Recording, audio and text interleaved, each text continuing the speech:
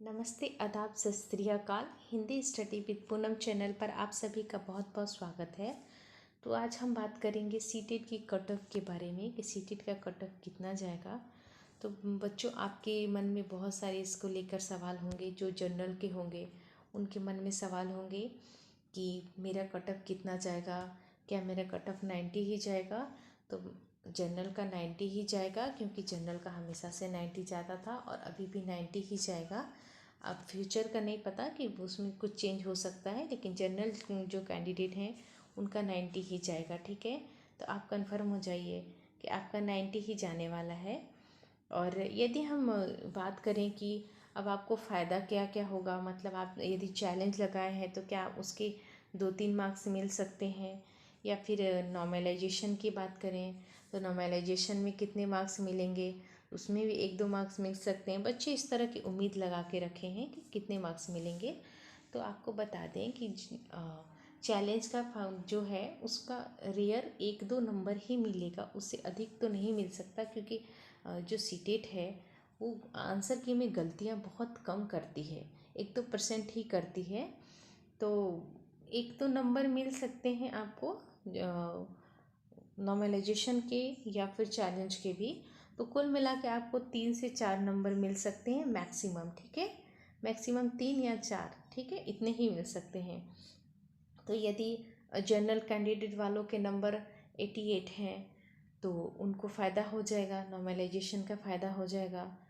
या फिर यदि बच्चों ने चैलेंज किया है तो उससे भी फ़ायदा हो सकता है 2-3 नंबर के। तो कुल मिला के 2 से 3 नंबर के आपको फ़ायदा हो सकते हैं, ठीक है, जनरल वालों के।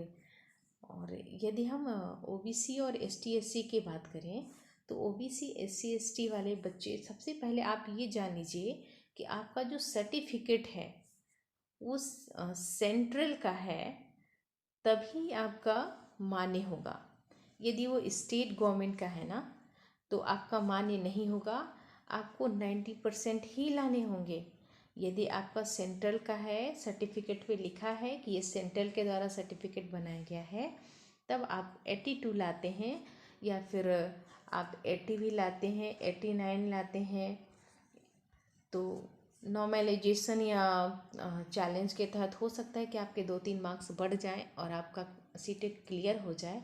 लेकिन यदि आपका सर्टिफिकेट सेंट्रल गवर्नमेंट का नहीं है, स्टेट गवर्नमेंट का है, तो आपको ये बात ध्यान में बैठा लेना है कि आपको भी जनरल की तरह 90% ही लाने हैं क्लियर होने के लिए। ठीक है, अब नॉर्मलाइजेशन के लिए बात करें कि नॉर्मलाइजेशन में किसको फ़ायदा होगा। तो जो नॉर्मलाइजेशन की बात करते हैं तो जिनके पेपर टफ आते हैं उनको फ़ायदा होता है, ये सभी को पता है। जिनके शिफ्ट के पेपर टफ आए होंगे उनको फ़ायदा होगा। अब टफ पेपर किसका ये टफ पेपर किसका आता है, ये डिसाइड जो है स्टूडेंट नहीं करते। ये डिसाइड कौन करता है, ये डिसाइड सीबीएसई करता है। जो सीटेट करवाता है वो करता है, वो डिसाइड करेगा कि इस शिफ्ट का पेपर टफ आया था तो इसको कितने मार्क्स दिए जाएंगे, कितने नहीं दिए जाएंगे, वो ये डिसाइड करता है। और दूसरी बात ये कि किसी के नंबर घटेंगे नहीं।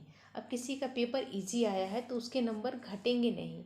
अब बच्चों के मन में बहुत सवाल है, किसके नंबर बढ़ेंगे, किसके नंबर घटेंगे। तो घटेंगे किसी के नहीं। अब किसी के पेपर इजी आ गया तो इसमें स्टूडेंट्स की क्या गलती है। तो इसीलिए किसी के नंबर घटेंगे नहीं, और यदि बढ़ने होंगे तो 2 से 3 नंबर ही बढ़ेंगे, उससे अधिक नहीं बढ़ेंगे। ठीक है, तो ये भी आप ध्यान में रखिए कि 2 से 3 नंबर बढ़ेंगे, पर घटेंगे किसी के नहीं। और ये स्टूडेंट कह रहे कि इस शिफ्ट का पेपर टफ था, इजी था, तो ये स्टूडेंट नहीं डिसाइड करेंगे, सीबीएसई ही डिसाइड करता है। वो अपने हिसाब से डिसाइड करता है। वो इसलिए करता है कि किसी भी बच्चे के साथ जो है ना नाइंसाफ़ी ना हो। जैसे किसी भी बच्चे का पेपर टफ आया तो उसको ये ना लगे कि मेरा पेपर टफ आया और मेरे साथ नाइंसाफ़ी हुई है। तो किसी स्टूडेंट को ये ना लगे कि उसके साथ नाइंसाफ़ी हो। तो इसीलिए नॉर्मलाइजेशन के तहत उनके नंबर बढ़ा दिए जाते हैं और सबको बराबर का हक मिल जाता है। तो ये था आज का इन्फॉर्मेशन और आज की जानकारी। तो बच्चों, मैं उम्मीद करती हूँ कि आपके कुछ डाउट्स क्लियर हुए होंगे। तो आज के वीडियो में इतना ही, मिलते हैं अगले वीडियो में, तब तक आप अपना ख्याल रखें।